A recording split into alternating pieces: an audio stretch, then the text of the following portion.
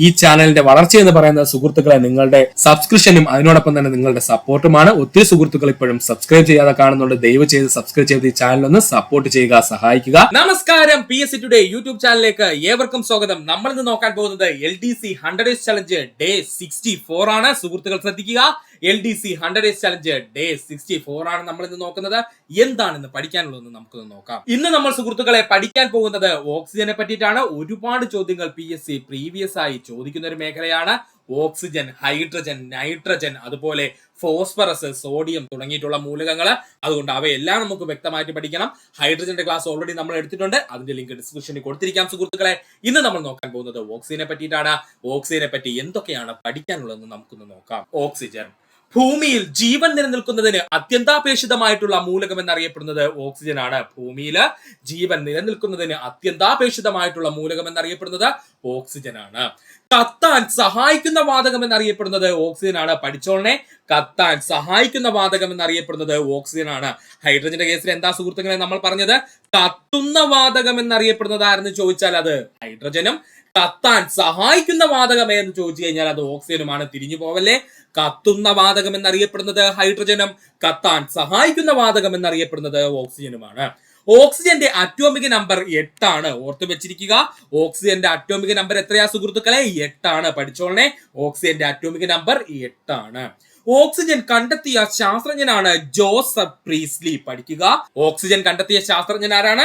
Joseph പ്രീസ്ലി ആണ്. Oxygen കണ്ടെത്തിയ ശാസ്ത്രജ്ഞൻ ആരാ സുഹൃത്തുക്കളെ? ജോസഫ് പ്രീസ്ലി ആണ്. ഒന്നുകൂടി പറയാം സുഹൃത്തുക്കളെ, ശ്രദ്ധിക്കുക. ഭൂമിയിൽ ജീവൻ നിലനിൽക്കുന്നതിന് അത്യന്താപേക്ഷിതമായിട്ടുള്ള മൂലകം എന്നറിയപ്പെടുന്നത് ഓക്സിജൻ ആണ്. കത്താൻ സഹായിക്കുന്ന വാതകം എന്നറിയപ്പെടുന്നത് ഓക്സിജൻ, എന്നാൽ സ്വയം കത്തുന്ന വാതകം എന്നറിയപ്പെടുന്നത് ഹൈഡ്രജൻ ആണ്. ഓക്സിജന്റെ അറ്റോമിക് നമ്പർ 8 ആണ്. ഓക്സിജന്റെ അറ്റോമിക് നമ്പർ എത്രയാണ്? 8 ആണ്. ഓക്സിജൻ കണ്ടെത്തിയ ശാസ്ത്രജ്ഞൻ ജോസഫ് പ്രീസ്ലി ആണ്. ഓക്സിജനെ കണ്ടെത്തിയ വർഷം 1774. അതായത് ജോസഫ് പ്രീസ്ലി ഓക്സിജനെ കണ്ടെത്തിയ വർഷം എത്രയാണ്? 1774 ഓക്സിജന് ആ പേര് നിർദ്ദേശിച്ച ശാസ്ത്രജ്ഞൻ ലാവോസിയാണ്. മറക്കല്ലേ, ഓക്സിജൻ ആ പേര് നിർദ്ദേശിച്ച ശാസ്ത്രജ്ഞൻ ആരാണ്? അന്റോണിയോ ലാവോസിയാണ്. ആരാണ്? അന്റോണിയോ ലാവോസിയാണ്. അപ്പോൾ ഓക്സിജൻ കണ്ടെത്തിയ ശാസ്ത്രജ്ഞൻ ആരെന്ന് ചോദിച്ചാൽ അത് ജോസഫ് പ്രീസ്ലിയും. എന്നാൽ ഓക്സിജന് ആ പേര് നിർദ്ദേശിച്ച ശാസ്ത്രജ്ഞൻ ആരെന്ന് ചോദിച്ചാൽ അന്റോണിയോ ലാവോസിയുമാണ്. ഈ രണ്ട് ചോദ്യം ചോദിച്ചാലും PSC ഓപ്ഷനകത്ത് ഈ രണ്ട് വ്യക്തിത്വങ്ങളുടെ പേരും കൊടുത്തിരിക്കും. അതുകൊണ്ട് കൺഫ്യൂഷൻ ആവരുത്. ഒന്നുകൂടി വീണ്ടും എടുത്തു പറയുന്നു, ഓക്സിജന് ആ പേര് നിർദ്ദേശിച്ച ശാസ്ത്രജ്ഞനാണ് ചോദിക്കുന്നതെങ്കിൽ അത് അന്റോണിയോ ലാവോസിയെയും, ഇനി ഓക്സിജൻ എന്ന് പറയുന്ന മൂലകം കണ്ടെത്തിയ ശാസ്ത്രജ്ഞൻ ആരെന്ന് ചോദിച്ചു കഴിഞ്ഞാൽ അത് ജോസഫ് പ്രീസ്ലിയുമാണ്. വർഷം 1774 എന്ന് കൂടി പഠിക്കുക. റോക്കറ്റില് ഹൈഡ്രജനോടൊപ്പം ഇന്ധനമായി ഉപയോഗിക്കുന്ന വാതകം ഓക്സിജൻ. പഠിച്ചോളനെ, റോക്കറ്റില് ഹൈഡ്രജനോടൊപ്പം ഇന്ധനമായി ഉപയോഗിക്കുന്ന വാതകം ചോദിച്ചാൽ അത് ഓക്സിജൻ ആണ്. വീണ്ടും പറയാം, റോക്കറ്റിൽ ഹൈഡ്രജനോടൊപ്പം ഇന്ധനമായി ഉപയോഗിക്കുന്ന വാതകം ചോദിച്ചാൽ അത് ഓക്സിജൻ ആണ്. ഇമ്പോർട്ടന്റ് പോയിന്റ് ആണ്, പഠിക്കുക. ഒരു പദാർത്ഥം ഓക്സിജന്റെ സാന്നിധ്യത്തിൽ കത്തുന്നതിന് ജ്വലനം എന്നറിയപ്പെടുന്നു. ഒരു പദാർത്ഥം ഓക്സിജന്റെ സാന്നിധ്യത്തിൽ കത്തുന്നതിന് ജ്വലനം എന്നറിയപ്പെടുന്നു. ഒരു പദാർത്ഥം ഓക്സിജന്റെ സാന്നിധ്യത്തിൽ കത്തുവാണെങ്കിൽ അതിനെ നമ്മൾ എന്തെന്ന് പറയുന്നു? ജ്വലനം എന്ന് പറയുന്നു. ഓക്സിജൻ സ്ഥിതി ചെയ്യുന്ന പീരീഡ് 2 ആണ്. മറക്കല്ലേ, ഓക്സിജൻ സ്ഥിതി ചെയ്യുന്ന പീരീഡ് ഏതാണ്? നമ്മുടെ പീരിയോഡിക് ടേബിളിൽ എത്രാമത്തെ പീരീഡിലാണ് ഓക്സിജൻ സ്ഥിതി ചെയ്യുന്നത്? 2ലാണ്. നമ്മുടെ പീരിയോഡിക് ടേബിളിൽ ഓക്സിജൻ സ്ഥിതി ചെയ്യുന്ന പീരീഡ് ഏതാണ്? 2ാമത്തെ പീരീഡ് ആണ്. ഏതിലാണ്? 2ാമത്തെ പീരീഡിലാണ്. മറക്കരുത്. ഓക്സിജൻ സ്ഥിതി ചെയ്യുന്ന ബ്ലോക്ക് P ബ്ലോക്ക്. അതായത് ഓക്സിജൻ എന്ന് പറഞ്ഞു കഴിഞ്ഞാൽ ഒരു P ബ്ലോക്ക് മൂലകമാണ്. ഓക്സിജൻ സ്ഥിതി ചെയ്യുന്ന ബ്ലോക്ക് ഏതാണ്? P ബ്ലോക്ക് ആണ്. അതായത് ഓക്സിജൻ എന്ന് പറഞ്ഞു കഴിഞ്ഞാൽ ഒരു P ബ്ലോക്ക് മൂലകമാണ് എന്നർത്ഥം. ഓക്സിജൻ അടങ്ങിയിരിക്കുന്ന ഗ്രൂപ്പ് 16ാം ഗ്രൂപ്പ്. ഓക്സിജൻ അടങ്ങിയിരിക്കുന്ന ഗ്രൂപ്പ് ഏതാണ്? 16ാം ഗ്രൂപ്പാണ്. അപ്പോ മറക്കാതെ പഠിക്കുക. ഓക്സിജൻ സ്ഥിതി ചെയ്യുന്ന പീരീഡ് ഏതാ സുഹൃത്തുക്കളെ? 2ാം പീരീഡ്. ഓക്സിജൻ സ്ഥിതി ചെയ്യുന്ന ബ്ലോക്ക് ഏത് എന്ന് ചോദിച്ചു കഴിഞ്ഞാൽ മറക്കരുത്, അത് P ബ്ലോക്ക് ആണ്. ഇനി ഓക്സിജൻ സ്ഥിതി ചെയ്യുന്ന ഗ്രൂപ്പ് ഏത് എന്ന് ചോദിച്ചു കഴിഞ്ഞാൽ അത് 16ാം ഗ്രൂപ്പാണ്. മറക്കല്ലേ, ഓക്സിജൻ സ്ഥിതി ചെയ്യുന്ന പീരീഡ് 2, ഓക്സിജൻ സ്ഥിതി ചെയ്യുന്ന ബ്ലോക്ക് P ബ്ലോക്ക് ആണ്. ഓക്സിജൻ സ്ഥിതി ചെയ്യുന്ന ഗ്രൂപ്പ് ചോദിച്ചാൽ അത് 16ാം ഗ്രൂപ്പാണ്. ഓക്സിജന്റെ ഇലക്ട്രോൺ വിന്യാസം 1s2 2s2 2p4 എന്നാണ്. ഓക്സിജന്റെ ഇലക്ട്രോൺ വിന്യാസം എങ്ങനെയാ സുഹൃത്തുക്കളെ? 1s2 2s2 2p4 എന്നാണ്. സുഹൃത്തുക്കളെ ആകെ നമ്മുടെ ഓക്സിജൻ ഇലക്ട്രോണുകളുടെ എണ്ണം എത്രയാണ് നമ്മൾ പറഞ്ഞത്? 8 എന്നാണ്. അപ്പോൾ 1s2 2s2 2p4 എന്നാണ് നമ്മുടെ ഓക്സിജന്റെ ഇലക്ട്രോൺ വിന്യാസം. ഇങ്ങനെ അല്ലെങ്കിലും PSC ഡിഗ്രി ലെവൽ ചോദിച്ചിട്ടുള്ളത്. ഈ 1s2 എന്ന് പറഞ്ഞു കഴിഞ്ഞാൽ നമ്മുടെ ഹീലിയം എന്ന് പറയുന്ന മൂലകത്തിന്റെ ഇലക്ട്രോൺ വിന്യാസമാണ്. 1s2 എന്ന് പറയുന്നത് നമ്മുടെ ഹീലിയം എന്ന് പറയുന്ന മൂലകത്തിന്റെ ഇലക്ട്രോൺ വിന്യാസമാണ്. അതുകൊണ്ട് നമുക്ക് അങ്ങനെയും PSC എഴുതി ചോദിക്കാറുണ്ട്. വേറൊന്നുമില്ല, ഹീലിയം എന്ന് എഴുതും, അതിനുശേഷം ഒരു ക്ലോസ്ഡ് ബ്രാക്കറ്റ് ഇടുന്നു, അതിനുശേഷം ഹീലിയം എന്ന് പറയുന്നത് 1s2 ആണ്. പിന്നെ നമ്മൾ 1s2 എഴുതേണ്ട ആവശ്യമില്ല. അതിനുശേഷം ഓക്സിജൻ എത്ര ഇലക്ട്രോൺസ് വിന്യാസം ഉണ്ടോ അതങ്ങ് എഴുതി വെക്കുന്നു, അതായത് 2s2 അതുപോലെ 2p4 ഇങ്ങനെ നമ്മൾ അങ്ങ് എഴുതി വെക്കാറുണ്ട്. അപ്പോൾ PSC ഈ രീതിയിലും ചോദിക്കാറുണ്ട്. 1s2 എന്ന് പറയുന്നത് ഹീലിയത്തിൻ്റെതാണ്. അവിടെ നിന്നുകൊണ്ട് നമുക്ക് എന്തെന്ന് എഴുതാൻ പറ്റും? ഹീലിയത്തിനെ നമുക്ക് 1s2ന്റെ സ്ഥാനത്ത് എഴുതിക്കൊണ്ട് ഒരു ബ്രാക്കറ്റിനുള്ളിൽ ആക്കിയിട്ട് 2s2 2p4 എന്ന് പറഞ്ഞ് നമുക്ക് എഴുതി ഇങ്ങനെയും PSC ചോദിക്കാറുണ്ട്. അപ്പോൾ ഈ രണ്ട് രീതിയിലും സുഹൃത്തുക്കള് പഠിക്കാൻ ശ്രമിക്കുക. നിറമോ മണമോ ഇല്ലാത്ത വാതകമാണ് ഓക്സിജൻ. നിറമോ മണമോ ഇല്ലാത്തൊരു വാതകമാണ് ഓക്സിജൻ എന്ന് പറയുന്നത്. ദ്രവീകൃത ഓക്സിജന്റെ നിറം നേരിയ നീല നിറം. അത് വളരെ തിരിച്ചറിയാൻ പറ്റാത്ത നേരിയ നീല നിറമാണ് കേട്ടോ. ദ്രവീകൃത ഓക്സിജന്റെ നിറം എന്താണ്? നേരിയ നീല നിറമാണ്. മറക്കല്ലേ, ഇമ്പോർട്ടന്റ് ആണ്. ദ്രവീകൃത ഓക്സിജന്റെ നിറം എന്താണ്? നേരിയ നീല നിറമാണ്.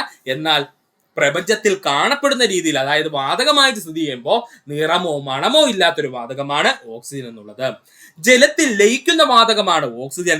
അതുകൊണ്ടാണ് ജലജീവികൾക്ക് ഓക്സിജൻ ലഭിക്കുന്നത്. അല്ലേ സുഹൃത്തുക്കളെ? നമ്മുടെ ജലജീവികളെല്ലാം ഓക്സിജൻ സ്വീകരിക്കുന്നത് എവിടെയാണ്? ജലത്തിൽ ലയിച്ചിരിക്കുന്ന ഓക്സിജനെ സ്വീകരിക്കുകയാണ് ജലജീവികൾ ചെയ്യുന്നത്. അപ്പോൾ അതിൽ നിന്ന് തന്നെ നമുക്ക് മനസ്സിലാക്കാം ജലത്തിൽ ഓക്സിജൻ ലയിക്കാറുണ്ട്. മറക്കല്ലേ, ജലത്തിൽ ലയിക്കുന്ന വാതകമാണ് ഓക്സിജൻ. എന്നാൽ ജലത്തിൽ ലയിക്കാത്ത വാതകം എന്ന് ചോദിച്ചാൽ അത് ഹൈഡ്രജൻ ആണ്. മറക്കരുത്, ജലത്തിൽ ലയിക്കാത്ത വാതകം ഹൈഡ്രജൻ. ജലത്തിൽ ലയിക്കുന്ന വാതകം ചോദിച്ചാൽ അത് ഓക്സിജൻ ആണ്. അങ്ങനെ ഓക്സിജൻ ജലത്തിൽ ലയിക്കുന്നത് കൊണ്ടാണ് ജലജീവികൾക്ക് നമുക്ക് ഓക്സിജൻ ലഭിക്കുന്നത്. ജലജീവികൾക്ക് ഓക്സിജൻ ലഭിക്കുന്നത് എന്നും പഠിക്കുക.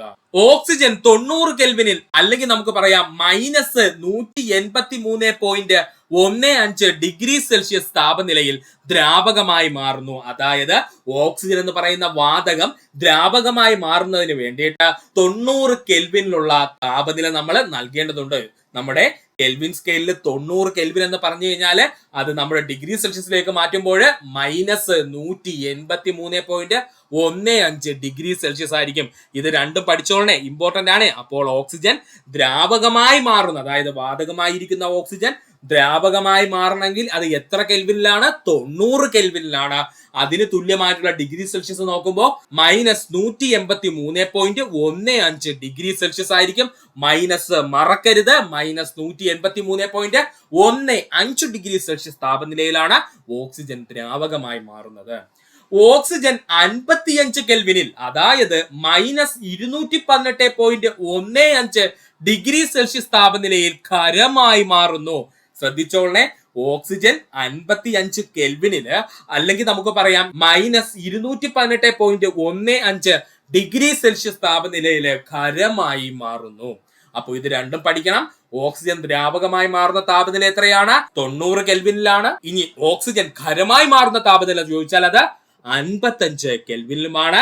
ഇനി ഡിഗ്രി സെൽഷ്യസിലോട്ട് പറയുമ്പോഴേക്കും ഓക്സിജൻ ദ്രാവകമായി മാറുന്ന താപനില എത്രയാണ്? -183.15 ഡിഗ്രി സെൽഷ്യസും ഓക്സിജൻ ഖരമായി മാറുന്ന താപനില ചോദിച്ചാൽ ഇൻ ഡിഗ്രി സെൽഷ്യസിൽ പറയുവാണെന്നുണ്ടെങ്കിൽ -218.15 ഡിഗ്രി സെൽഷ്യസുമാണ് പഠിക്കുക. വ്യാവസായികമായി ഓക്സിജൻ നിർമ്മിക്കുന്ന പ്രക്രിയ അറിയപ്പെടുന്ന പേരാണ് ആംശിക സ്വേദനം. പഠിച്ചോളനെ, വ്യാവസായികമായിട്ട് ഓക്സിജൻ നിർമ്മിക്കുന്ന പ്രക്രിയ അറിയപ്പെടുന്ന പേരാണ് ആംശിക സ്വേദനം. എന്ത് പേരിൽ അറിയപ്പെടുന്ന സുഹൃത്തുക്കളെ? ആംശിക സ്വേദനം. വ്യാവസായികമായി ഓക്സിജൻ നിർമ്മിക്കുന്ന പ്രക്രിയ അറിയപ്പെടുന്ന പേരാണ് ആംശിക സ്വേദനം. ഭൂവൽക്കത്തിൽ ഏറ്റവും കൂടുതൽ കാണപ്പെടുന്ന മൂലകം ഓക്സിജൻ ആണ്. പഠിക്കുക, ഭൂവൽക്കത്തിൽ ഏറ്റവും കൂടുതൽ കാണപ്പെടുന്ന മൂലകം എന്ന് ചോദിച്ചാൽ ഓക്സിജൻ ആണ്. ഭൂവൽക്കത്തില് ഏറ്റവും കൂടുതൽ കാണപ്പെടുന്ന മൂലകം ചോദിച്ചു കഴിഞ്ഞാൽ അത് ഓക്സിജൻ ആണ്. അന്തരീക്ഷത്തിൽ ഏറ്റവും കൂടുതൽ കാണപ്പെടുന്ന രണ്ടാമത്തെ മൂലകം എന്നറിയപ്പെടുന്നത് ഓക്സിജൻ ആണ്. മറക്കല്ലേ, അന്തരീക്ഷത്തിൽ ഏറ്റവും കൂടുതൽ കാണപ്പെടുന്ന രണ്ടാമത്തെ മൂലകം എന്ന് ചോദിച്ചാൽ അത് ഓക്സിജൻ ആണ്. അപ്പോൾ ഒന്നാമത്തെ മൂലകം ആരാ സുഹൃത്തുക്കളെ? അത് നൈട്രജൻ ആണ്. ആരാണ്? നൈട്രജൻ ആണ് നമ്മുടെ അന്തരീക്ഷത്തിൽ ഏറ്റവും കൂടുതൽ കാണപ്പെടുന്ന മൂലകം ചോദിച്ചാൽ അത് നൈട്രജനും, നമ്മുടെ അന്തരീക്ഷത്തിൽ രണ്ടാമത് ഏറ്റവും കൂടുതൽ കാണപ്പെടുന്ന മൂലകം എന്ന് ചോദിച്ചാൽ അത് ഓക്സിജനുമാണ്. അന്തരീക്ഷത്തിലെ ഓക്സിജന്റെ അളവ് 21%. ഒരുപാട് തവണ PSC പ്രീവിയസ് ആയി ചോദിച്ചതാണ്. അന്തരീക്ഷത്തിലെ ഓക്സിജന്റെ അളവ് എത്രയാ സുഹൃത്തുക്കളെ? 21%. അന്തരീക്ഷത്തിലെ ഓക്സിജന്റെ അളവ് എത്രയാണ്? 21%. പഠിക്കുക. ഓക്സിജൻ മറ്റൊരു മൂലകവുമായി പ്രവർത്തിച്ച് ഓക്സൈഡ് സംയുക്തങ്ങൾ രൂപീകരിക്കുന്നു. പഠിച്ചോളനെ. ഓക്സിജൻ മറ്റൊരു മൂലകവുമായി പ്രവർത്തിച്ച് ഓക്സൈഡ് സംയുക്തങ്ങൾ രൂപീകരിക്കുന്നു. വീണ്ടും പറയുന്നു, ഓക്സിജൻ മറ്റൊരു മൂലകവുമായി പ്രവർത്തിച്ച് ഓക്സൈഡ് സംയുക്തങ്ങൾ രൂപീകരിക്കുന്നു. ഓക്സൈഡ് സംയുക്തങ്ങൾ പൊതുവെ ബേസിക് സ്വഭാവമുള്ളവയാണ് അല്ലെങ്കിൽ ക്ഷാര സ്വഭാവമുള്ളവയാണ്. മറക്കല്ലേ, ഓക്സൈഡ് സംയുക്തങ്ങൾ പൊതുവെ ബേസിക് സ്വഭാവമുള്ളവയാണ് അല്ലെങ്കിൽ ക്ഷാര സ്വഭാവമുള്ളവയാണ്. മറക്കരുത്, ഓക്സൈഡ് സംയുക്തങ്ങൾ പൊതുവെ ബേസിക് സ്വഭാവമുള്ളവ അല്ലെങ്കിൽ ക്ഷാര സ്വഭാവമുള്ളവയാണ്. അലോഹ ഓക്സൈഡുകൾ മാത്രമാണ് അസിഡിക് സ്വഭാവം കാണിക്കുന്നത്. മറക്കല്ലേ. എന്നാൽ അലോഹങ്ങളുമായിട്ട് ഓക്സിജൻ പ്രവർത്തിച്ചുണ്ടാക്കുന്ന അലോഹ ഓക്സൈഡുകൾ അസിഡിക് സ്വഭാവം കാണിക്കുന്നവയാണ്. മറക്കരുത്, അലോഹങ്ങളുമായി ഓക്സിജൻ പ്രവർത്തിച്ചുണ്ടാകുന്ന അലോഹ ഓക്സൈഡുകൾ മാത്രമാണ് അസിഡിക് സ്വഭാവം കാണിക്കുന്നത്. ഉദാഹരണമായിട്ട് മാഗ്നീസ് ഹെപ്റ്റോക്സൈഡും വനേഡിയം പെന്റോക്സൈഡും വനേഡിയം പെന്റോക്സൈഡ് എന്നിവ അസിഡിക് സ്വഭാവം കാണിക്കുന്ന അലോഹ ഓക്സൈഡുകളാണ്. പഠിക്കുക. ഓക്സിജനുമായി രാസപ്രവർത്തനത്തിൽ ഏർപ്പെടാത്ത ലോഹങ്ങളാണ് സ്വർണവും പ്ലാറ്റിനവും. അതുകൊണ്ട് തന്നെയാണ് അവർക്ക് വില കൂടുതൽ. ഓക്സിജനുമായിട്ട് രാസപ്രവർത്തനത്തിൽ ഏർപ്പെട്ടിട്ട് അവരുടെ നിറമോ ഗുണമോ ഒന്നും മങ്ങത്തില്ല. അതുകൊണ്ടാണ് അവർക്ക് ഇത്രയും വിലയും. ഓക്സിജനുമായി രാസപ്രവർത്തനത്തിൽ ഏർപ്പെടാത്ത ലോഹങ്ങൾ എന്നറിയപ്പെടുന്നത് സ്വർണവും പ്ലാറ്റിനവുമാണ്. വീണ്ടും പറയുന്നു, ഓക്സിജനുമായി രാസപ്രവർത്തനത്തിൽ ഏർപ്പെടാത്ത ലോഹങ്ങൾ എന്നറിയപ്പെടുന്നത് സ്വർണവും പ്ലാറ്റിനവുമാണ്. പഠിക്കുക. അലുമിനിയം, ഇരുമ്പ് തുടങ്ങിയ ലോഹങ്ങൾക്ക് കാലക്രമേണ തിളക്കം നഷ്ടമാകുന്നതിന് കാരണം ചോദിച്ചാൽ അത് ഓക്സിജൻ ആണ്. അലുമിനിയം, ഇരുമ്പ് തുടങ്ങിയ ലോഹങ്ങൾക്ക് കാലക്രമേണ തിളക്കം നഷ്ടമാകുന്നതിന് കാരണം എന്ന് ചോദിച്ചാൽ അത് ഓക്സിജൻ ആണ്. ഇരുമ്പ് ഓക്സിജനുമായി പ്രവർത്തിച്ചാണ് തുരുമ്പുണ്ടാകുന്നത്. പഠിച്ചോളനെ. ഇരുമ്പ് ഓക്സിജനുമായി പ്രവർത്തിച്ചാണ് തുരുമ്പുണ്ടാകുന്നത്. മറക്കരുത്. അല്ലെങ്കിൽ അയൺ ഓക്സൈഡ് എന്ന് പറയുന്ന സാധനമാണ് കേട്ടോ തുരുമ്പ് എന്ന് പറയുന്നത്. അത് ഇരുമ്പ് ഓക്സിജനുമായിട്ട് പ്രവർത്തിച്ചാണ് തുരുമ്പുണ്ടാകുന്നത്. ഇതിന്റെ വേഗത കൂട്ടുന്നതാരെന്ന് ചോദിച്ചാൽ അത് ജലമാണ് കേട്ടോ. അതുകൂടെ ഒന്ന് പഠിച്ചോളണം കേട്ടോ. ജലമാണ് എന്താണ് ഈ പറയുന്ന ഇരുമ്പ് ഓക്സിജനുമായിട്ട് പ്രവർത്തിച്ച് തുരുമ്പ് അഥവാ അയൺ ഓക്സൈഡ് ഉണ്ടാകുന്നതിന്റെ വേഗത വർദ്ധിപ്പിക്കുന്നതാരെന്ന് ചോദിച്ചാൽ അത് ജലമാണ് കേട്ടോ. അതാണ് ഈ പുറത്ത് കിടക്കുന്ന ഇരുമ്പ് പെട്ടെന്ന് തുരുമ്പിക്കാൻ കാരണം കേട്ടോ. അതുകൂടെ ഒന്ന് പഠിച്ചു വെച്ചേക്കുക. അപ്പോൾ ഇരുമ്പ് ഓക്സിജനുമായി പ്രവർത്തിച്ചാണ് തുരുമ്പുണ്ടാകുന്നത് എന്ന് പഠിക്കുക. ഇരുമ്പ് ഓക്സിജനുമായി പ്രവർത്തിച്ചാണ് തുരുമ്പുണ്ടാകുന്നത്. ഇരുമ്പ് ഓക്സിജനുമായി പ്രവർത്തിച്ചാണ് തുരുമ്പുണ്ടാവുന്നത്. തുരുമ്പിനെ നമ്മൾ കെമിക്കലി എങ്ങനെയാ സുഹൃത്തുക്കളെ പറയുന്നത്? Fe2O3 എന്ന് പറയുമല്ലേ, അല്ലെങ്കിൽ അയൺ ഓക്സൈഡ് എന്ന് പറയും. അപ്പോൾ ഇരുമ്പ് ഓക്സിജനുമായി പ്രവർത്തിച്ചാണ് തുരുമ്പുണ്ടാകുന്നത്. ഇതിന്റെ വേഗത വർദ്ധിപ്പിക്കുന്നത് ആരെന്ന് ചോദിച്ചാൽ അത് ജലമാണ് കേട്ടോ. ഇതും PSC ചോദിച്ചിട്ടുണ്ട്.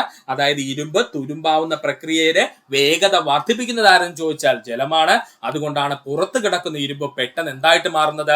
തുരുമ്പായിട്ട് മാറുന്നത്. അപ്പോൾ ഇരുമ്പ് ഓക്സിജനുമായി പ്രവർത്തിച്ച് തുരുമ്പുണ്ടാകുന്നു. തുരുമ്പ് രാസപരമായിട്ട് എന്താ സുഹൃത്തുക്കളെ? Fe2O3 ആണ്. അതായത് അയൺ ഓക്സൈഡ് ആണ് എന്ന് പഠിച്ചു വെക്കുക. ഇതിന്റെ പ്രവർത്തനത്തിന്റെ വേഗത കൂട്ടുന്നത് ആരെന്ന് ചോദിച്ചാൽ അത് ജലമാണ്. ഓക്സിജന്റെ ഐസോടോപ്പുകളുടെ എണ്ണം 3 ആണ്. ഓക്സിജന്റെ ഐസോടോപ്പുകളുടെ എണ്ണം എത്രയാണ്? 3 ആണ്. അവ ഏതൊക്കെയാണ്? Oxygen 16, oxygen 17, oxygen 18. ഇവ സാധാരണഗതിയിൽ നമ്മുടെ മെഡിക്കൽ ഫീൽഡിലാണ് കൂടുതലായിട്ട് ഉപയോഗിച്ചു വരുന്നത്. ശ്രദ്ധിക്കുക. ഓക്സിജന്റെ ഐസോടോപ്പുകളുടെ എണ്ണം 3 ആണ്. ഓക്സിജൻ 16, ഓക്സിജൻ 17, ഓക്സിജൻ 18 എന്നിവയാണ്. ഇവ സാധാരണ നമ്മുടെ മെഡിക്കൽ ഫീൽഡിലാണ് കൂടുതലായിട്ടും ഉപയോഗിച്ചു വരുന്നത് കേട്ടോ. ഈ ഓക്സിജന്റെ ഐസോടോപ്പുകൾ. ഇവിടെ നിന്നും PSC ഉദ്യോഗാർത്ഥികൾ ഏറ്റവും കൂടുതൽ തെറ്റിക്കുന്ന ഒരു ടോപ്പിക് അല്ലെങ്കിൽ ഒരു പോയിന്റ് ആണ് പറയാൻ പോകുന്നത്. അതാണ് ഓസോൺ എന്ന് പറയുന്നത്. ഓസോൺ എന്ന് പറയുന്നത് നമ്മുടെ ഓക്സിജന്റെ ഐസോടോപ്പ് അല്ല. ഇവിടെ വെച്ചങ്ങ് പഠിച്ചോളണേ. ഒത്തിരി PSC ഉദ്യോഗാർത്ഥികൾ തെറ്റിക്കുന്ന പോയിന്റ് ആണ്. ഓക്സിജന്റെ ഐസോടോപ്പ് അല്ല ഓസോൺ എന്ന് പറയുന്നത്. അത് ഓക്സിജന്റെ അലോട്രോപ്പ് ആണ്. സുഹൃത്തുക്കൾ ശ്രദ്ധിക്കുക. ഓസോൺ എന്ന് പറയുന്നത് ഓക്സിജന്റെ ഐസോടോപ്പ് അല്ല. കാരണം ഇത് ഒരുപാട് തവണ PSC പ്രീവിയസ് ആയി ചോദിച്ചിട്ടുണ്ടായിരുന്നു. താഴെ പറയുന്നവയിൽ ഓക്സിജന്റെ ഐസോടോപ്പ് അല്ലാത്തത് എന്ന് ചോദിച്ചിട്ട് ഓക്സിജൻ 16, ഓക്സിജൻ 17, ഓക്സിജൻ 18 ഓസോൺ എന്ന് പറഞ്ഞ ഓപ്ഷനിൽ തന്നിരിക്കും. നമുക്ക് കൺഫ്യൂഷൻ ആവും. കാരണം നമ്മൾ ഈ 16, 17, 18 വരുമോ എന്ന് ചിന്തിക്കും. എന്നിട്ട് നമ്മുടെ മനസ്സ് ആദ്യമേ തീരുമാനിക്കുന്നത് ഓസോൺ എന്ന് പറയുന്നത് ഓക്സിജന്റെ ഐസോടോപ്പ് ആണെന്ന് മനസ്സിലങ്ങ് വിചാരിച്ചു വെക്കും. അത് തെറ്റാണ്. ഓക്സിജന്റെ ഐസോടോപ്പ് അല്ല ആരെന്ന് പറയുന്നത് ഓസോൺ എന്ന് പറയുന്നത്. ഓക്സിജന് 3 ഐസോടോപ്പുകളെ ഉള്ളൂ. അവ ഏതൊക്കെയാണ്? Oxygen 16, oxygen 17, oxygen 18. ഇവിടെ നിന്ന് നിർബന്ധമായിട്ടും സുഹൃത്തുക്കൾ പഠിക്കേണ്ട പോയിന്റ് ആണ് ഓസോൺ എന്ന് പറയുന്നത് ഓക്സിജന്റെ ഐസോടോപ്പ് അല്ല എന്ന് പഠിച്ചു വെക്കുക. ഓക്സിജനുമായുള്ള മൂലകങ്ങളുടെ രാസപ്രവർത്തനം ഒരു താപമോചക പ്രവർത്തനമാണ്. പഠിച്ചോളനെ, ഓക്സിജനുമായുള്ള മൂലകങ്ങളുടെ രാസപ്രവർത്തനം ഒരു താപമോചക പ്രവർത്തനമാണ്. ഓക്സിജനുമായുള്ള മൂലകങ്ങളുടെ രാസപ്രവർത്തനം ഒരു താപമോചക പ്രവർത്തനമാണ്. പഠിക്കും. ഇനി നമുക്ക് പഠിക്കുവാനുള്ളത് ഓക്സിജന്റെ ഉപയോഗങ്ങളാണ്. ഓക്സിജന്റെ ഉപയോഗങ്ങളാണ് നമ്മൾ പഠിക്കാൻ പോകുന്നത്. ആദ്യം തന്നെ നമ്മൾ പറഞ്ഞിരുന്ന പോയിന്റ് ആണ് ശ്വസനവാതകം എന്നറിയപ്പെടുന്നത് ഓക്സിജൻ ആണ്. ജീവനുള്ള എല്ലാ വസ്തുക്കളുടെയും അല്ലെങ്കിൽ ജീവികളുടെയും ശ്വസനവാതകം എന്നറിയപ്പെടുന്നത് ഓക്സിജൻ ആണ്. വെൽഡിംഗ് പ്രക്രിയയിൽ അസറ്റിലിനോടൊപ്പം ഉപയോഗിക്കുന്ന വാതകം ഓക്സിജൻ ആണ്. ഇമ്പോർട്ടന്റ് പോയിന്റ് ആണ്, പഠിച്ചോളനെ. വെൽഡിംഗ് പ്രക്രിയയിൽ അസറ്റിലിനോടൊപ്പം ഉപയോഗിക്കുന്ന വാതകം എന്ന് ചോദിച്ചാൽ അത് ഓക്സിജൻ ആണ്. ഓപ്ഷനകത്ത് അസറ്റിലിനും കാണും, അതുപോലെ തന്നെ ഓക്സിജനും കാണും. ഇത് രണ്ടും PSC പ്രീവിയസ് ആയി ചോദിച്ചിട്ടുണ്ട്. അതായത് ക്വസ്റ്റ്യൻ ഇങ്ങനെ ആയിരിക്കും, വെൽഡിംഗ് പ്രക്രിയയ്ക്ക് ഉപയോഗിക്കുന്ന വാതകം എന്ന് പറഞ്ഞിട്ട് ഓപ്ഷനകത്ത് അസറ്റിലിനും PSC കൊടുത്തിരുന്നു, ഓക്സിജനും ചില സമയങ്ങളിൽ ഉത്തരമായിട്ട് കൊടുക്കാറുണ്ട്. അപ്പോൾ വെൽഡിംഗ് പ്രക്രിയയിൽ ഉപയോഗിക്കുന്ന പ്രധാനപ്പെട്ട രണ്ട് വാതകങ്ങളാണ് അസറ്റിലിൻ എന്ന് പറയുന്ന വാതകവും അതിനോടൊപ്പം തന്നെ ഓക്സിജനും. മറക്കല്ലേ, ഇമ്പോർട്ടന്റ് ആണ്. വെൽഡിംഗ് പ്രക്രിയയ്ക്ക് ഉപയോഗിക്കുന്ന രണ്ട് പ്രധാനപ്പെട്ട വാതകമാണ് അസറ്റിലിനും അതുപോലെ ഓക്സിജനും. ഉരുക്കിന്റെ വ്യാവസായിക ഉൽപാദനത്തിന് ഓക്സിജൻ അത്യാവശ്യമാണ്. ഉരുക്കിന്റെ വ്യാവസായിക ഉൽപാദനത്തിന് ഓക്സിജൻ അത്യാവശ്യമാണ്. ഉരുക്കിന്റെ വ്യാവസായിക ഉൽപാദനത്തിന് ഓക്സിജൻ അത്യാവശ്യമാണ്. ഇന്ധനങ്ങളുടെ ജ്വലനത്തിന് ആവശ്യമായ വാതകം ഓക്സിജൻ ആണ്. ഇന്ധനങ്ങളുടെ ജ്വലനത്തിന് ആവശ്യമായ വാതകം ചോദിച്ചാൽ അത് ഓക്സിജൻ ആണ്. പഠിക്കുക, ഇന്ധനങ്ങളുടെ ജ്വലനത്തിന് ആവശ്യമായ വാതകം എന്നറിയപ്പെടുന്നത് ഓക്സിജൻ ആണ്. മലിനജലത്തിന്റെ സംസ്കരണത്തിനും ശുദ്ധീകരണത്തിനും ഉപയോഗിക്കുന്നത് ഓക്സിജൻ ആണ്. മറക്കല്ലേ, മലിനജലത്തിന്റെ സംസ്കരണത്തിനും ശുദ്ധീകരണത്തിനും ഉപയോഗിക്കുന്നത് ആരെന്ന് ചോദിച്ചാൽ ഓക്സിജനെ നമ്മൾ ഉപയോഗിക്കാറുണ്ട്. ഒന്നുകൂടി പറയാം, ഓക്സിജന്റെ ഉപയോഗങ്ങളാണ് നമ്മൾ പറയുന്നത്. ശ്വസനവാതകം എന്നറിയപ്പെടുന്നത് ഓക്സിജൻ ആണ്. വെൽഡിംഗ് പ്രക്രിയയിൽ അസറ്റിലിനോടൊപ്പം ഉപയോഗിക്കുന്ന വാതകം ഓക്സിജൻ ആണ്. ഉരുക്കിന്റെ വ്യാവസായിക ഉൽപാദനത്തിന് ഉപയോഗിക്കുന്നത് ഓക്സിജൻ ആണ്. അതുപോലെ ഇന്ധനങ്ങളുടെ ജ്വലനത്തിന് ആവശ്യമായ വാതകം ചോദിച്ചാൽ അത് ഓക്സിജൻ ആണ്. മലിനജലത്തിന്റെ സംസ്കരണത്തിനും ശുദ്ധീകരണത്തിനും ഓക്സിജൻ ഉപയോഗിക്കുന്നു. അടുത്തതായി നമ്മൾ പറയാൻ പോകുന്നതാണ് ഓസോൺ. എന്തിനെ പറ്റിയാണ്? ഓസോൺ. അതായത് ഓക്സിജന്റെ അലോട്രോപ്പ് ആയിട്ടുള്ള ഓസോണിനെ പറ്റിയിട്ടാണ് നമ്മൾ പഠിക്കാൻ പോകുന്നത്. ഏറ്റവും ഇമ്പോർട്ടന്റ് ആയിട്ടുള്ള ടോപ്പിക്കാണ് ഓസോൺ എന്ന് പറയുന്നത്. സുഹൃത്തുക്കൾ പഠിക്കുക. അടുത്തതായി നമ്മൾ പഠിക്കാൻ പോകുന്നതാണ് ഓസോൺ. എന്തിനെ പറ്റിയാ സുഹൃത്തുക്കളെ പഠിക്കാൻ പോകുന്നത്? ഓസോണിനെ പറ്റിയിട്ടാണ്. ആരെ പറ്റിയാണ്? ഓസോണിനെ പറ്റി, അല്ലെങ്കിൽ ഓക്സിജന്റെ പ്രധാനപ്പെട്ട അലോട്രോപ്പ് ആയിട്ടുള്ള ഓസോണിനെ പറ്റിയിട്ടാണ് നമ്മൾ പഠിക്കാൻ പോകുന്നത്. ഒരുപാട് ചോദ്യങ്ങൾ പ്രീവിയസ് ആയി ഭാഗത്ത് നിന്ന് ചോദിക്കാറുണ്ട്. അത്രയും ഇമ്പോർട്ടന്റ് ആണ് ഓസോൺ. നമുക്ക് നോക്കാം ഓസോൺ. 3 ഓക്സിജൻ ആറ്റങ്ങൾ ചേർന്ന് രൂപപ്പെടുന്ന ത്രയോറ്റോമിക തന്മാത്രയാണ് ഓസോൺ എന്ന് പറയുന്നത്. ഓസോണിനെ നമ്മൾ എങ്ങനെ എഴുതുന്നത്? O3 എന്നാണ് എഴുതുന്നത്, അല്ലേ സുഹൃത്തുക്കളെ? അപ്പോൾ അതിനകത്ത് 3 ഓക്സിജൻ ആറ്റങ്ങൾ ഉണ്ട് എന്നാണ് അർത്ഥം. അപ്പോ 3 ഓക്സിജൻ ആറ്റങ്ങൾ കൂടിച്ചേർന്ന് രൂപപ്പെടുന്ന ത്രയോറ്റോമിക തന്മാത്ര അറിയപ്പെടുന്ന പേരാണ് ഓസോൺ എന്ന് പറയുന്നത്. വീണ്ടും പറയുന്നു 3 ഓക്സിജൻ ആറ്റങ്ങൾ ചേർന്ന് രൂപപ്പെടുന്ന ത്രയോറ്റോമിക തന്മാത്രകളാണ് ഓസോൺ എന്ന പേരിൽ അറിയപ്പെടുന്നത്. ഓസോണിനെ നമ്മൾ എങ്ങനെ ഡിനോട്ട് ചെയ്യുന്നത്? O3 എന്നാണ്. അതിന്റെ അർത്ഥം എന്താ സുഹൃത്തുക്കളെ? 3 ഓക്സിജൻ തന്മാത്രകൾ കൂടിച്ചേർന്നിട്ടാണ് ഓസോൺ ഉണ്ടാകുന്നത് എന്നാണ്. ഓക്സിജന്റെ പ്രധാനപ്പെട്ട അലോട്രോപ്പാണ് ഓസോൺ എന്ന് പറയുന്നത്. പഠിച്ചോളനെ. ഓസോൺ കാണപ്പെടുന്ന അന്തരീക്ഷ പാളി സ്ട്രാറ്റോസ്ഫിയർ. ഒരുപാട് തവണ PSC പ്രീവിയസ് ആയി ചോദിച്ചതാണ്. ഓസോൺ ഏറ്റവും കൂടുതൽ കാണപ്പെടുന്ന അന്തരീക്ഷ പാളി അല്ലെങ്കിൽ ഓസോൺ കാണപ്പെടുന്ന അന്തരീക്ഷ പാളി ഏതാണ്? സ്ട്രാറ്റോസ്ഫിയർ ആണ്. ആരാണ്? സ്ട്രാറ്റോസ്ഫിയറിലാണ് ഓസോൺ കാണപ്പെടുന്നത്. അന്താരാഷ്ട്ര ഓസോൺ ദിനമായി ആചരിക്കുന്നത് സെപ്റ്റംബർ 16. അന്താരാഷ്ട്ര ഓസോൺ ദിനമായി ആചരിക്കുന്നത് എന്നാണ്? സെപ്റ്റംബർ 16 ആണ്. അന്താരാഷ്ട്ര ഓസോൺ ദിനമായി നമ്മൾ ആചരിക്കുന്നത് എന്നാണ്? സെപ്റ്റംബർ 16 ആണ്. പഠിക്കുക. വാതകാവസ്ഥയിൽ അല്ലെങ്കിൽ ശുദ്ധമായ ഓസോണിന്റെ നിറം ഇളം നീല നിറം. പഠിച്ചോളനെ. വാതകാവസ്ഥയിൽ അല്ലെങ്കിൽ ശുദ്ധമായ ഓസോണിന്റെ നിറം എന്തെന്ന് ചോദിച്ചാൽ അത് നീല നിറമാണ്. ഇങ്ങനെ തന്നെ പഠിക്കണേ. വാതകാവസ്ഥയിൽ അല്ലെങ്കിൽ ശുദ്ധമായി ഇരിക്കുന്ന ഓസോണിന്റെ നിറം എന്താണ്? ഇളം നീല നിറമാണ്. ദ്രാവകാവസ്ഥയിലുള്ള ഓസോണിന്റെ നിറം കടും നീല നിറം. ദ്രാവകാവസ്ഥയിലുള്ള ഓസോണിന്റെ നിറം ചോദിച്ചാൽ അത് കടും നീല നിറമാണ്. ദ്രാവകാവസ്ഥയിലുള്ള ഓസോണിന്റെ നിറം എന്താ സുഹൃത്തുക്കളെ? കടും നീല നിറമാണ്. ഖരാവസ്ഥയിലുള്ള ഓസോണിന്റെ നിറം കറുപ്പ് കലർന്ന വയലറ്റ് നിറം അല്ലെങ്കിൽ നമുക്ക് പർപ്പിൾ നിറം എന്ന് പറയാം. ഖരാവസ്ഥയിലുള്ള ഓസോണിന്റെ നിറം കറുപ്പ് കലർന്ന വയലറ്റ് നിറം അല്ലെങ്കിൽ പർപ്പിൾ നിറമാണ്. പഠിക്കുക. ഒന്നുകൂടി പറയാം, ശ്രദ്ധിച്ചിരിക്കുക സുഹൃത്തുക്കളെ.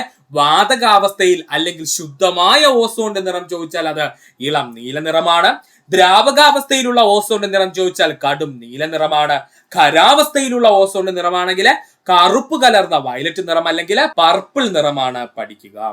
ക്രിയാശീലത കൂടിയ ഓക്സിജന്റെ അലോട്രോപ്പാണ് ഓസോൺ. അതുകൊണ്ട് തന്നെ ഓസോണിന് സ്ഥിരത വളരെ കുറവാണ്. ക്രിയാശീലത കൂടിയ ഓക്സിജന്റെ അലോട്രോപ്പാണ് ഓസോൺ. അതുകൊണ്ട് തന്നെ ഓസോണിന് സ്ഥിരത വളരെ കുറവാണ്. അതായത് ഏതെങ്കിലും ഒരു മൂലകം വന്നു കഴിഞ്ഞാൽ പെട്ടെന്ന് എന്ത് ചെയ്യും, ഈ ഓസോൺ എന്ത് ചെയ്യും, വിഘടിച്ചിട്ട് ഓക്സിജനായി മാറിയിട്ട് അത് എന്ത് ചെയ്യും, നമ്മുടെ ആ വന്നിരിക്കുന്ന പുതിയ മൂലകവുമായിട്ട് ചേർന്ന് പ്രവർത്തിച്ച് അതിന്റെ ഓക്സൈഡുകൾ രൂപീകരിക്കും കേട്ടോ. അതാണ് പറഞ്ഞത് ക്രിയാശീലത വളരെ കൂടുതലാണെന്ന്. ആരെങ്കിലും കണ്ടു കഴിഞ്ഞാൽ അപ്പൊ ചാടി അങ്ങ് കയറി കൊടുക്കും കേട്ടോ. അപ്പോ ക്രിയാശീലത കൂടിയ ഓക്സിജന്റെ അലോട്രോപ്പാണ് ഓസോൺ എന്ന് പറയുന്നത്. അതുകൊണ്ട് തന്നെ ഓസോണിന് സ്ഥിരത വളരെ കുറവുമാണ്. പഠിക്കുക. ഓസോണിന്റെ നിർമ്മാണത്തിന് പിന്നിൽ പ്രവർത്തിക്കുന്ന സൂര്യപ്രകാശത്തിലെ രശ്മികളാണ് അൾട്രാ വയലറ്റ് രശ്മികൾ. PSCയുടെ പ്രീവിയസ് ക്വസ്റ്റൻ ആണ് പഠിക്കണേ. ഓസോണിന്റെ നിർമ്മാണത്തിന് പിന്നിൽ പ്രവർത്തിക്കുന്ന സൂര്യപ്രകാശത്തിലെ രശ്മികളെ എന്ന് ചോദിച്ചു കഴിഞ്ഞാൽ അത് അൾട്രാ വയലറ്റ് രശ്മികളാണ്.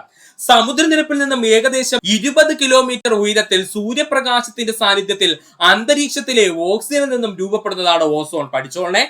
സമുദ്രനിരപ്പിൽ നിന്നും ഏകദേശം 20 കിലോമീറ്റർ ഉയരത്തില് സൂര്യപ്രകാശത്തിന്റെ സാന്നിധ്യത്തിൽ അല്ലെങ്കിൽ അൾട്രാ വയലറ്റ് രശ്മിയുടെ സാന്നിധ്യത്തില് അന്തരീക്ഷത്തിലെ ഓക്സിജനിൽ നിന്നും രൂപപ്പെടുന്നതാണ് ഓസോൺ എന്ന് പറയുന്നത്. സൂര്യനിലെ അപകടകാരിയായ അൾട്രാ വയലറ്റ് രശ്മികളെ ഭൂമിയിൽ കടത്തിവിടാതെ സംരക്ഷിക്കുന്നതും ഓസോൺ ആണ്. പഠിച്ചോളണേ. സൂര്യനിലെ അപകടകാരികളായിട്ടുള്ള അൾട്രാ വയലറ്റ് രശ്മികളെ അല്ലെങ്കിൽ കിരണങ്ങളെ ഭൂമിയിൽ കടത്തിവിടാതെ സംരക്ഷിക്കുന്നത് ആരെന്ന് ചോദിച്ചാൽ അത് ഓസോൺ ആണ്. പഠിക്കുക. പരീക്ഷണശാലയിൽ ഓസോൺ നിർമ്മിക്കുന്ന പ്രക്രിയ അറിയപ്പെടുന്ന പേരാണ് ഓസോണീകൃത ഓക്സിജൻ പ്രക്രിയ. മറക്കല്ലേ. പരീക്ഷണശാലയില് ഓസോൺ നിർമ്മിക്കുന്ന പ്രക്രിയ അറിയപ്പെടുന്ന പേരാണ് ഓസോണീകൃത ഓക്സിജൻ എന്ന്. എന്താണ് ഓസോണീകൃത ഓക്സിജൻ എന്ന്? ഒന്നുകൂടി പറയാൻ സുഹൃത്തുക്കളെ ശ്രദ്ധിക്കുക. ഓസോണിന്റെ നിർമ്മാണത്തിന് പിന്നിൽ പ്രവർത്തിക്കുന്ന സൂര്യപ്രകാശത്തിലെ രശ്മികൾ അല്ലെങ്കിൽ റൈസ് എന്ന് ചോദിച്ചാൽ അത് അൾട്രാ വയലറ്റ് രശ്മികളാണ്. സമുദ്രനിരപ്പിൽ നിന്നും ഏകദേശം 20 കിലോമീറ്റർ ഉയരത്തിൽ സൂര്യപ്രകാശത്തിന്റെ സാന്നിധ്യത്തിൽ അന്തരീക്ഷത്തിലെ ഓക്സിജനിൽ നിന്നും രൂപപ്പെടുന്നതാണ് ഓസോൺ എന്ന് പറയുന്നത്.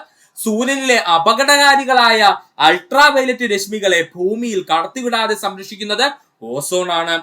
പരീക്ഷണശാലയിൽ ഓസോൺ നിർമ്മിക്കുന്ന പ്രക്രിയ അറിയപ്പെടുന്ന പേരാണ് ഓസോണീകൃത ഓക്സിജൻ. എന്താണ് ഓസോണീകൃത ഓക്സിജൻ? പഠിക്കുക. അമിതമായ അളവിൽ ഓസോൺ സ്ഫോടന സ്വഭാവമുള്ളവയാണ്. കാരണം നമ്മൾ പറഞ്ഞിരുന്നു ഓൾറെഡി ഹൈലി റിയാക്റ്റീവ് ആയിട്ടുള്ള സ്വഭാവക്കാരനാണ് ഓസോൺ എന്ന് പറയുന്നത്. അതുകൊണ്ട് തന്നെ അമിതമായ അളവിൽ ഓസോണിനെ നമ്മൾ സംരക്ഷിച്ച് അല്ലെങ്കിൽ സൂക്ഷിച്ചു കഴിഞ്ഞാൽ ഇതിന് അതിസ്ഫോടന സ്വഭാവമുള്ള ഒരു വാതകമാണ് ഓസോൺ എന്ന് പറയുന്നത്.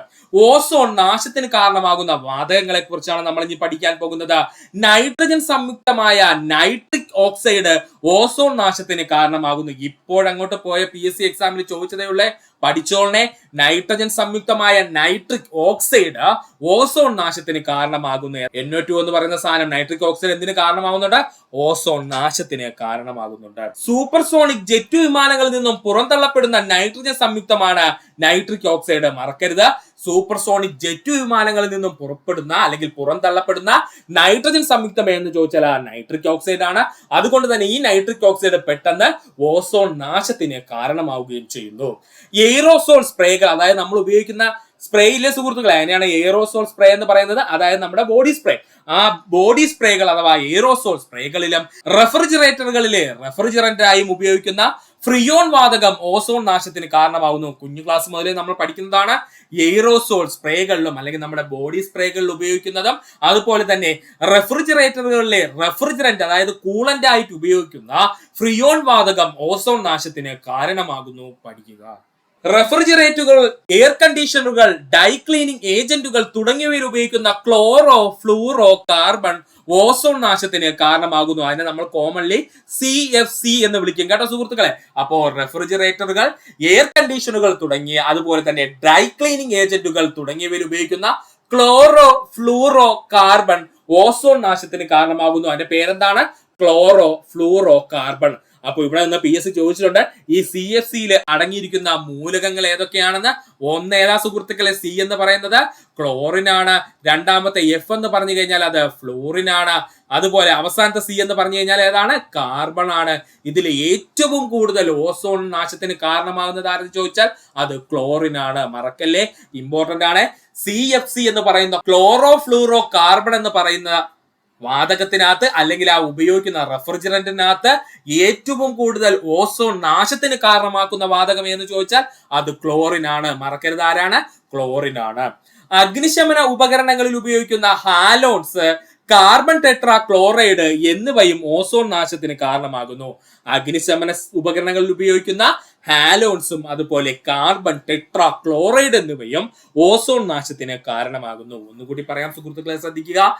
റെഫ്രിജറേറ്ററുകൾ, എയർ കണ്ടീഷനുകൾ, ഡ്രൈ ക്ലീനിങ് ഏജന്റുകൾ തുടങ്ങിയവയിൽ ഉപയോഗിക്കുന്ന ക്ലോറോ ഫ്ലൂറോ കാർബൺ അഥവാ നമ്മൾ ഓമന പേരിലെ CFC എന്ന് വിളിക്കുന്നു. ഇത് ഓസോൺ നാശത്തിന് കാരണമാകുന്നു. ഇതിലെ C എന്ന് പറഞ്ഞു കഴിഞ്ഞാൽ ക്ലോറിൻ, F എന്ന് പറഞ്ഞു കഴിഞ്ഞാൽ ഫ്ലൂറിൻ ആണ്, C എന്ന് പറഞ്ഞു കഴിഞ്ഞാൽ കാർബൺ ആണ്. ഇതിൽ ഏറ്റവും കൂടുതൽ ഓസോൺ നാശത്തിന് കാരണമാകുന്നത് എന്ന് ചോദിച്ചാൽ അത് ക്ലോറിൻ ആണ്. മറക്കരുത്, ക്ലോറിൻ ആണ്. അഗ്നിശമന ഉപകരണങ്ങളിൽ ഉപയോഗിക്കുന്ന ഹാലോൺസ്, അതുപോലെ കാർബൺ ടെട്രാ ക്ലോറൈഡ് എന്നിവയും ഓസോൺ നാശത്തിന് കാരണമാകുന്നു. പഠിക്കും. ഇനി നമുക്ക് പഠിക്കുവാനുള്ളത് ഓസോണിന്റെ ഉപയോഗങ്ങളാണ് കേട്ടോ സുഹൃത്തുക്കളെ. ഓസോണിന്റെ ഉപയോഗങ്ങൾ, എന്തൊക്കെ ഉപയോഗങ്ങളാണ് ഓസോണിലുള്ളത് നമുക്കിത് നോക്കാം.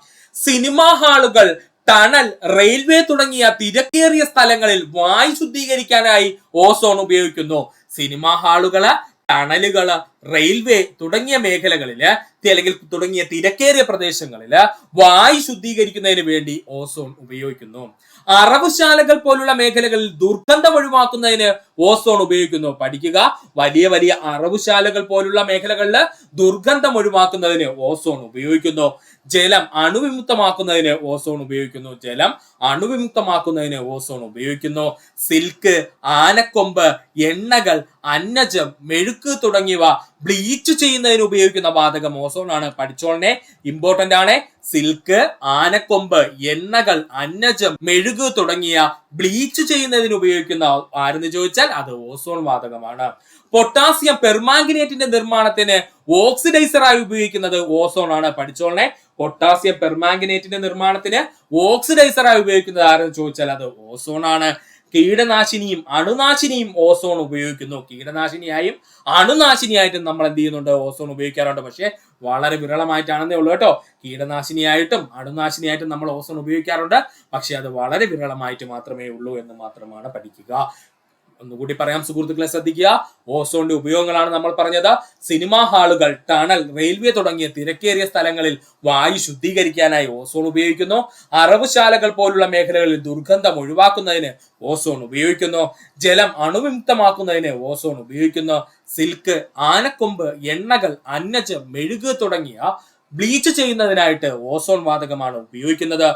പൊട്ടാസ്യം പെർമാംഗനേറ്റിന്റെ നിർമ്മാണത്തിൽ ഓക്സിഡൈസറായി ഉപയോഗിക്കുന്നത് ഓസോൺ ആണ്. കീടനാശിനിയായും അണുനാശിനിയായും ചില അവസരങ്ങളിൽ നമ്മൾ ഓസോൺ ഉപയോഗിക്കാറുണ്ട്. പഠിക്കുക. ഇത്രയുമാണ് നമ്മൾ ഓക്സിജനുമായി ബന്ധപ്പെട്ട് പഠിച്ചത്. സുഹൃത്തുക്കൾ വ്യക്തമായിട്ട് ഈ ഭാഗം പഠിക്കാൻ ശ്രമിക്കുക. കാരണം ഒരുപാട് ചോദ്യങ്ങൾ ഈ ഭാഗത്ത് നിന്ന് PSC പ്രീവിയസ് ആയി ചോദിച്ചതാണ്. പ്രത്യേകിച്ച് LD പോലൊരു എക്സാമിന് നമ്മൾ വ്യക്തമായിട്ട് ഈ ഭാഗങ്ങൾ പഠിച്ചിട്ട് പോകണം. നമ്മുടെ ടെക്സ്റ്റ് ബുക്കിൽ വ്യക്തമായിട്ട് പറഞ്ഞിരിക്കുന്ന പോയിന്റുകളാണ് ഇതൊക്കെ. അപ്പൊ സുഹൃത്തുക്കൾ ഇത് വ്യക്തമായിട്ട് പഠിക്കുക. ഇത്ര നേരം ഈ വീഡിയോ സുഹൃത്തുക്കളെ എല്ലാവർക്കും നന്ദി, നമസ്കാരം. നിങ്ങൾക്ക് ഈ വീഡിയോ ഇഷ്ടമായി എങ്കിൽ നിങ്ങളുടെ സുഹൃത്തുക്കൾ കൂടി ഒന്ന് ഷെയർ ചെയ്ത് കൊടുക്കുക. അതിനോടൊപ്പം തന്നെ നമ്മുടെ ചാനൽ സബ്സ്ക്രൈബ് ചെയ്ത് സഹായിക്കുക. സബ്സ്ക്രൈബ് ബട്ടനോട് ചേർന്നുള്ള ബെൽ ബട്ടൺ അമർത്തി കഴിഞ്ഞാൽ നമ്മൾ അപ്ലോഡ് ചെയ്യുന്ന വീഡിയോകൾ അപ്പോൾ തന്നെ സുഹൃത്തുക്കളെ നിങ്ങൾ എത്തുന്നതാണ്. സുഹൃത്തുക്കൾ എല്ലാവർക്കും നന്ദി, നമസ്കാരം. നല്ലൊരു ദിവസം നേരിടാം. അതുപോലെ തന്നെ ഏറ്റവും പ്രധാനപ്പെട്ട ഒരു കാര്യം പറയാനുള്ളത്, സുഹൃത്തുക്കളെ ഒരുപാട് പേര് ടെലിഗ്രാമിന്റെ ലിങ്ക് ചോദിക്കുന്നുണ്ട്. ടെലിഗ്രാമിന്റെ ലിങ്ക് ഡിസ്ക്രിപ്ഷനിൽ കൊടുക്കുന്നുണ്ട്. സുഹൃത്തുക്കൾ ടെലിഗ്രാം ലിങ്ക് ഉപയോഗിച്ച് നമ്മുടെ ചാനലിന്റെ ടെലിഗ്രാമിൽ ജോയിൻ ചെയ്യുക. നമ്മൾ അപ്ലോഡ് ചെയ്യുന്ന എല്ലാ വീഡിയോകളുടെയും PDF ഫയൽ അതിനകത്ത് ലഭിക്കുന്നതാണ്. സുഹൃത്തുക്കൾക്ക് അത് ഭാവിയിൽ ഉപയോഗിക്കാൻ കഴിയുന്നതാണ്. ടെലിഗ്രാമിന്റെ ലിങ്ക് കൃത്യമായിട്ട് നമ്മുടെ ഡിസ്ക്രിപ്ഷനിൽ ഉണ്ടായിരിക്കും. സുഹൃത്തുക്കൾ ജോയിൻ ചെയ്യാൻ മറക്കരുത്.